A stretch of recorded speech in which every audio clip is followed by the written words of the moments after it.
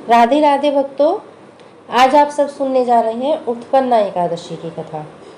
एकादशी के व्रत के महत्व के बारे में तो आप सब जानते ही हैं, लेकिन एकादशी के व्रत की शुरुआत कैसे हुई और यह व्रत श्री हरि को इतना अधिक प्रिय क्यों है, ये आप आज की इस कथा में जानेंगे। इस एकादशी का नाम उत्पन्ना एकादशी क्यों और कैसे पड़ा, यह भी आप इस कथा में सुनेंगे।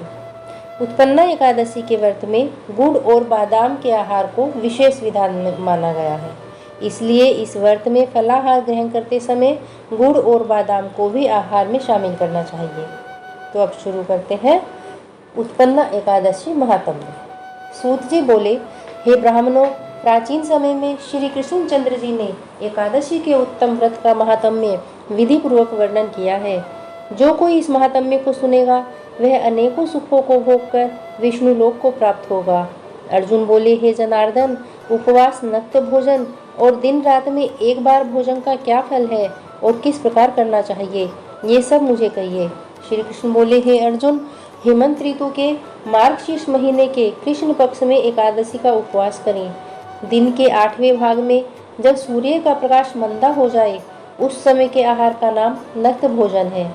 रात्रि के आहार का नाम नक्त भोजन नहीं है। फिर प्रातःकाल नियम से संकल्प करें। मध्याह्न के समय स्नान करके पवित्र हो जाएं। नदी, तालाब और बावड़ी में स्नान अति उत्तम है। जो इनका अभाव हो तो कुएं पर स्नान करना श्रेष्ठ है। हे विष्णु प्रांते, मेरे पूर्व जन्म के पापों को दूर करो। तुम्हारे द्वारा पापों के दूर होने से मैं परम गति को प्राप्त हो जाऊंगा। इस मंत्र स्मृति का लगाकर व्रत करने वाला मनुष्य स्नान करे।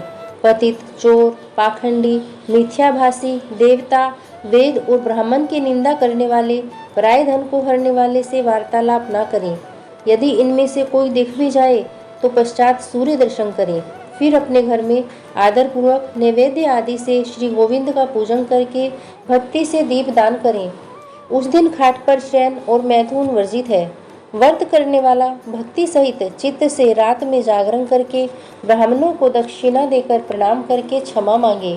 धर्मात्मा मनुष्यों को शुक्ल और कृष्ण पक्ष दोनों पक्षों की एकादशियां एक सी समझनी चाहिए। हे अर्जुन, इन दोनों एकादशियों में अंतर नहीं समझना चाहिए। इस प्रकार जो व्रत करता है उसका फल सुनिए।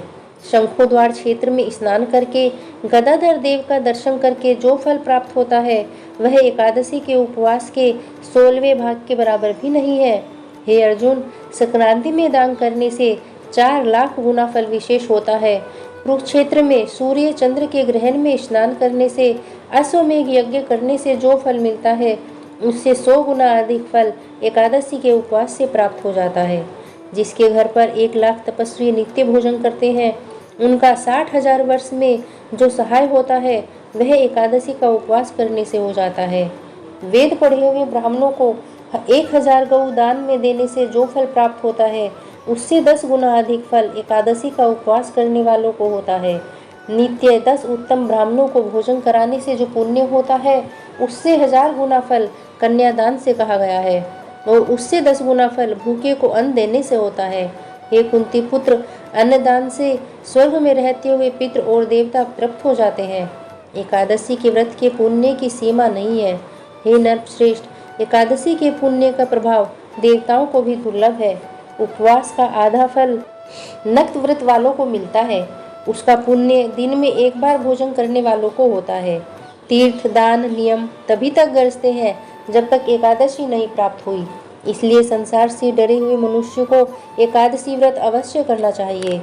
अर्जुन बोले, हे देव, 1000 यज्ञ करके भी एकादशी के बराबर फल नहीं होता, यह आपने कहा, तो सब तिथियों में उत्तम एकादशी क्यों है, यह मैं जानना चाहता हूँ। श्री कृष्ण बोले, हे पार्थ, सतयुग में मूर नामक एक दैत्य था। वह बड़ा आश्चर्यजनक, महारौद्र और सब देवताओं को भय देने वाला था। उस तेजस्वी दैत्य ने अपने तेज से इंद्र, सूर्य, वसु, ब्रह्मा, वायु, अग्नि ये सब जीत लिए। इंद्र ने सब वरदान शिवजी से कहा, हे देव, हम सब लोक से भ्रष्ट होकर धरती पर विचर रहे हैं। हे देव, अब देवताओं की गति क्या होगी, रक्षा का कोई उपाय कहिए। महादेव जी बोले, हे सूर्यश्रेष्ठ, जहाँ गरुड़ ध्वज भगवान है वहाँ जाओ, वे शरण आए हुओं की रक्षा करने वाले हैं।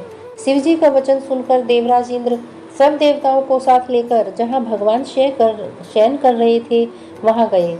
जल में सोते हुए जगतपति भगवान को देखकर हाथ जोड़कर स्तुति करने लगे।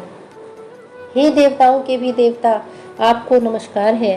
हे कमल नेत्र, हे मधुसूदन, हमारी रक्षा करो। दैत्यों से डरे हुए देवता मेरे साथ आए हैं। हे जगन्नाथ, आप सबके रक्षक, कर्ता और कारक हैं। हे प्रभु, आप सब देवताओं के सहायक और शांति करने वाले हैं। आप भूमि, आकाश और सब जगत के उपकार करने वाले हैं। आप शिव, ब्रह्मा और त्रिलोकी की रक्षा करने वाले हैं। आप सूर्य, चंद्र और अग्नि देवता हैं।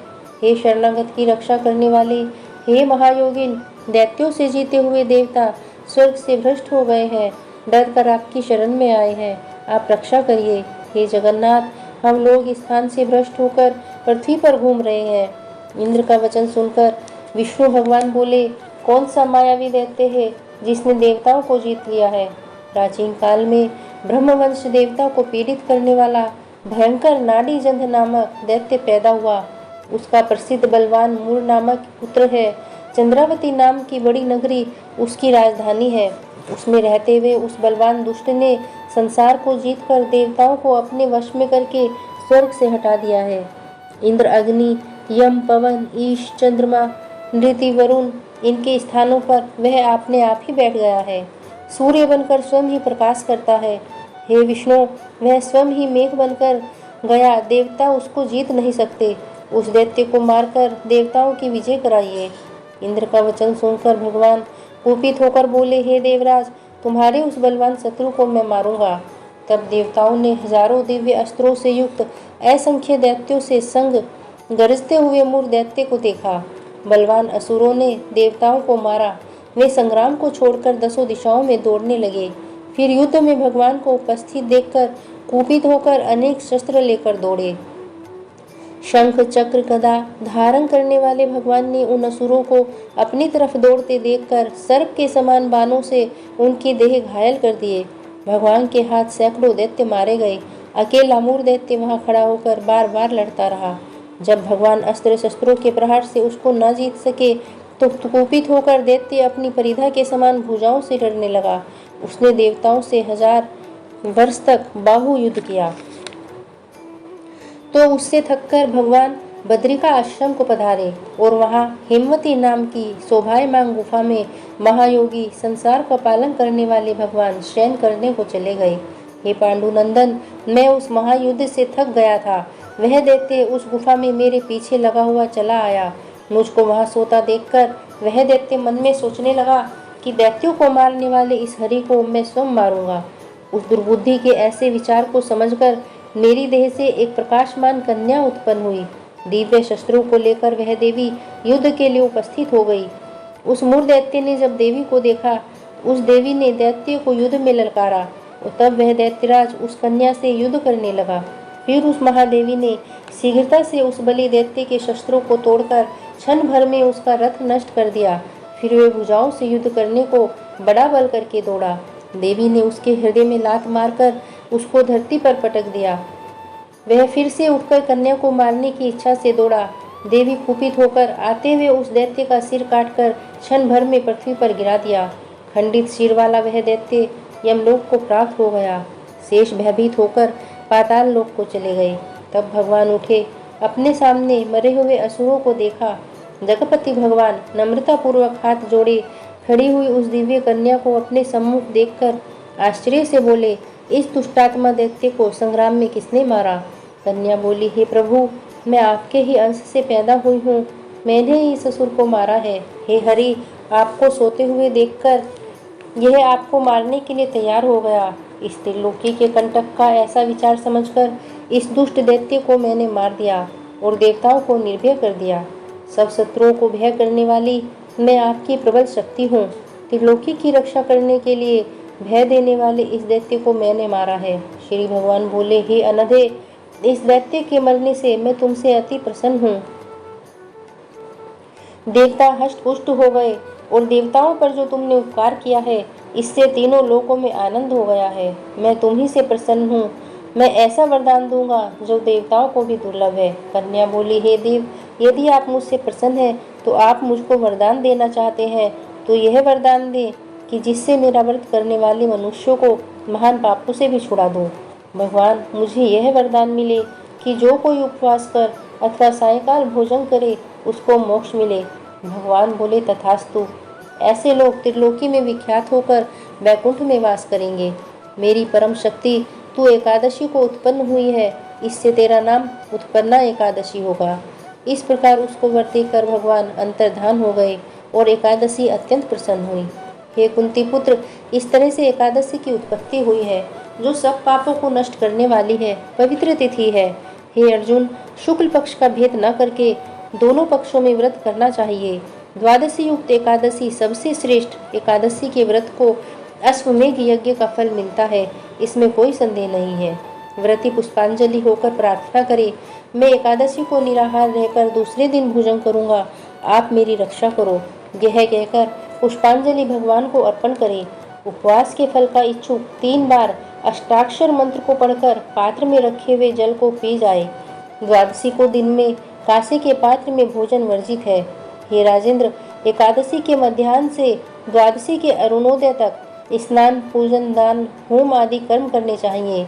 यदि कोई भारी संकट आ जाए तो जल से पारण करके फिर भोजन कर लें, तो पुनः भोजन का दोष नहीं होता। एकादशी महात्म्य का जो एक पद भी सुनता है, ब्रह्म हत्या से लेकर उसके सब पाप दूर हो जाते हैं, इसमें कोई संदेह नहीं है। वैष्णव धर्म के समान कोई सनातन व्रत नहीं है। बोलो एकादशी माता की जय।